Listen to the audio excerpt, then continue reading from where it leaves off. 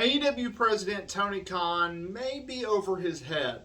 And in this video, I'm going to break down why a potential change, a major change to the promotion may be a problem that he just doesn't see yet. Because AEW, they're on a growth stage, right? They just introduced Collision. They still have Rampage. They still have 2 hours of Dynamite. So now we're up to 5 hours of programming in addition to ROH. And as they approach their new TV deal, in which an extension with Warner Bros. Discovery seems very likely, I think there's an issue that he's just simply not seeing, and I think it needs to be discussed. So in this video, we're going to break it down.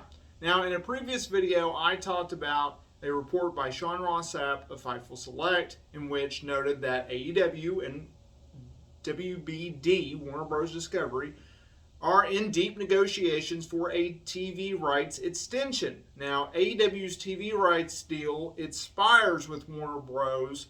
Discovery in 2024, and they've been with them ever since they launched in 2019. Fightful Select also reported that Warner Bros. Discovery is reportedly in favor of AEW going from 5, Full Gear, Double or Nothing, Forbidden Door, All In, and Revolution, and then you can contribute All In as well as your 6th, to expanding 6 more. So you go from, ideally this year, 6 pay-per-view events up to 12, a monthly pay-per-view schedule. Now, big question is, we don't know whether it's a standalone pay-per-view where you have to shell out $50 or whatnot every single month, or some are on pay-per-view and some are on, ideally, Max, the HBO Max streaming platform, or Bleacher Report for, $9.99, $15.99, whatever, kind of like a WB Peacock deal. Here's the major issue. Tony Khan does not see that there's a lot of programming that's already in place right now.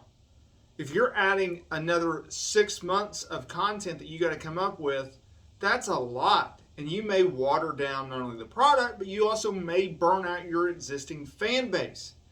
Then you throw in your quarterly or 5 to 6 ROH pay-per-view events. Now we're talking anywhere from 16 to 18 pay-per-view events in which he has to book between AEW and ROH. That's a lot. In addition to 5 hours of weekly content, throw in your quarterly 1 hour Battle of the Belt special. Now we're up to 6. In addition to the, 2 hour, I think, I don't watch ROH, but let's just say it's 2 hours. There's another.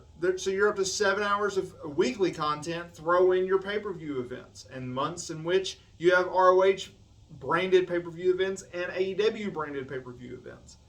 I think that's a major underlying problem that Tony Khan may not see or may not fully give enough investment logically.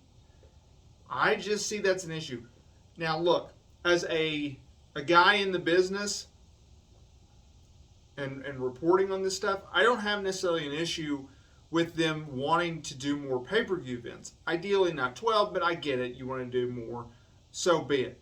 However, from a professional standpoint who can write this shit off as a deduction, as well as a wrestling fan, I think it is going to be an extraordinarily difficult challenge to ask someone to shell out $60 every single month, month in, month out, for standalone pay-per-view events. I think you should keep 5 to 6, say what you're doing now, or 5, pick a number, where you pay a full price pay-per-view, $50 for that event. But then the others, it's $15 or $20 or $9.99 ideally.